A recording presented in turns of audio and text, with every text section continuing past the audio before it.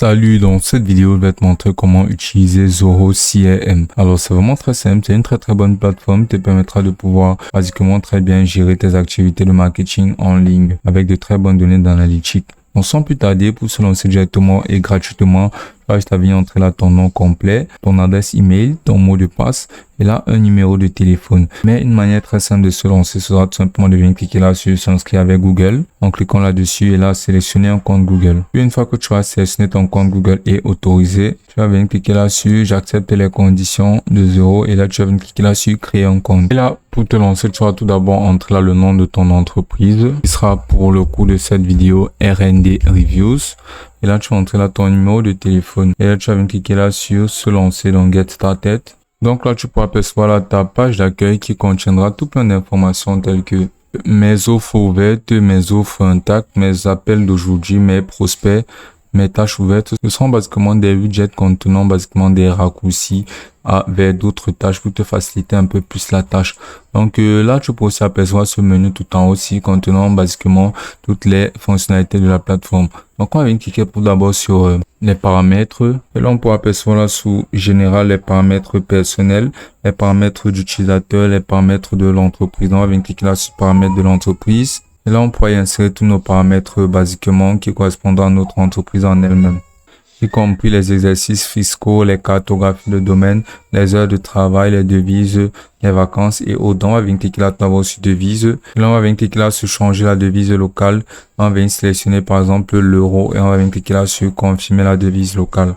Et là, tu peux apercevoir que notre devise sera insérée. Donc, ensuite, on peut aussi apercevoir cette option de calendrier qui nous permettra de pouvoir scheduler ou bien tout simplement organiser certaines tâches. Là, on peut apercevoir le signe, les signaux.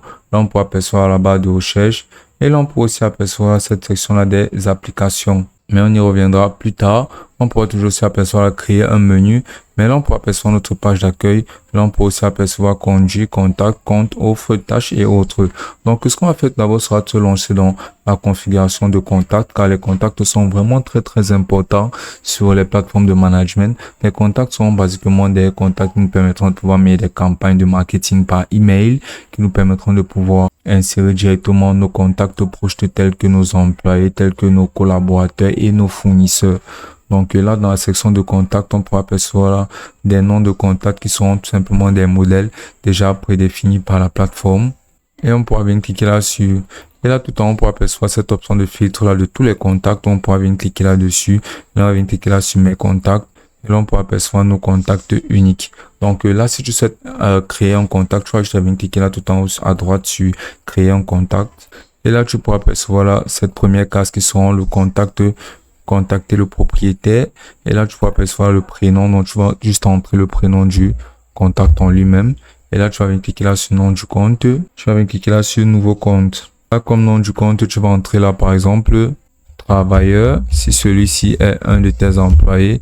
Et là, tu vas venir entrer là son numéro de téléphone ici. Et là, tu vas venir entrer là son site web si celui-ci en a un. Puis là, tu vas venir cliquer là sur enregistrement. Et là, tu vas pouvoir entrer là l'adresse email du compte. Et là, tu vas pouvoir entrer son numéro de téléphone. Et là, tu vas pouvoir entrer un autre numéro du téléphone du contact en lui-même. Et là, tu vas pouvoir entrer là son numéro de mobile. Et là, tu vas entrer là le nom de son assistant. Et là, tout en bas, tu pourras apercevoir là, sous ce principal, tu vas venir cliquer là sur aucun.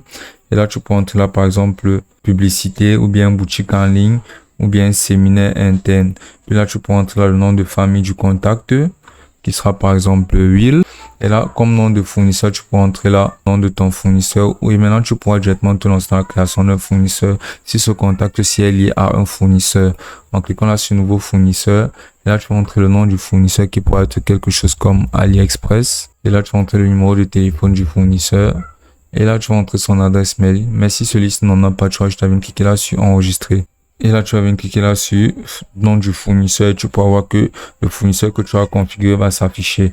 Et là, le titre, tu vas juste entrer là, par exemple, son rôle, tel que directeur. Et là, au niveau du département, tu peux entrer son département, comme par exemple les ressources humaines. Et là, son téléphone fixe, tu pourras l'entrer là. Son fax, tu pourras l'entrer là. Sa date de naissance, tu pourras l'entrer là. Son numéro de téléphone de son assistant, la description par email, son identifiant Skype, son email secondaire, son email Twitter et le contact à joindre en cas de compte à rendre. Là, tu pourras percevoir là, ensuite l'information sur l'adresse du contact telle que sa rue, sa ville d'envoi, l'état de son envoi, son code zip, son pays. Là, tu pourras donner une description du contact en lui-même et tu vas juste venir cliquer là sur sauvegarder. Là, tu pourras directement venir cliquer là sur les tâches pour te lancer dans la gestion de projet en utilisant des tâches bien spécifiques.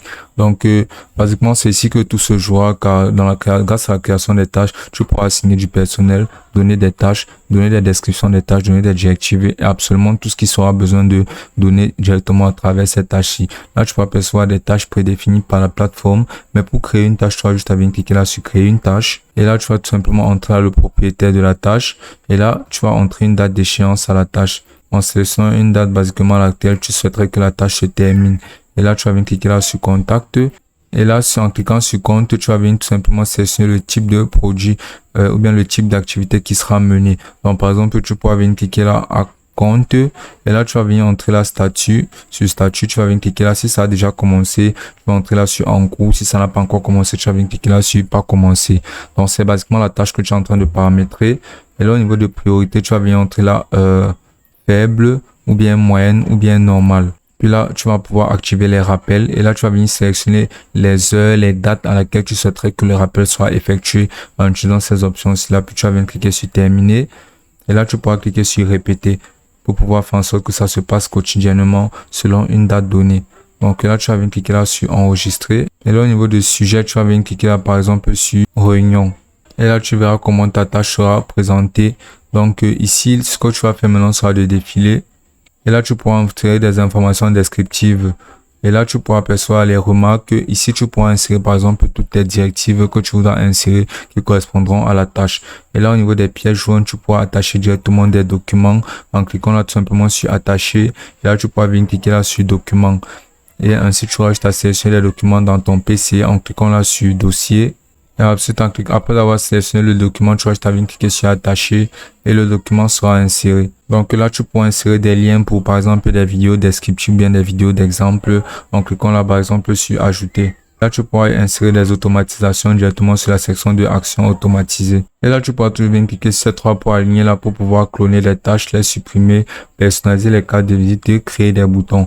Donc, une fois que tu auras terminé la création de tes tâches, tout ce que tu vas faire sera de rentrer en arrière. Et là, tu pourras percevoir là une liste de toutes tes tâches. Donc, basiquement, ce que tu vas faire sera de lister un maximum de tâches. Ainsi, directement, tu pourras relier ces tâches à tes collaborateurs ou bien à ton personnel. Ainsi, ils seront présentés toutes les activités qu'ils auront menées sur une période donnée et vous pourrez progresser ensemble dans la gestion de ces tâches à effectuer. Et ce sera aussi simple que ça.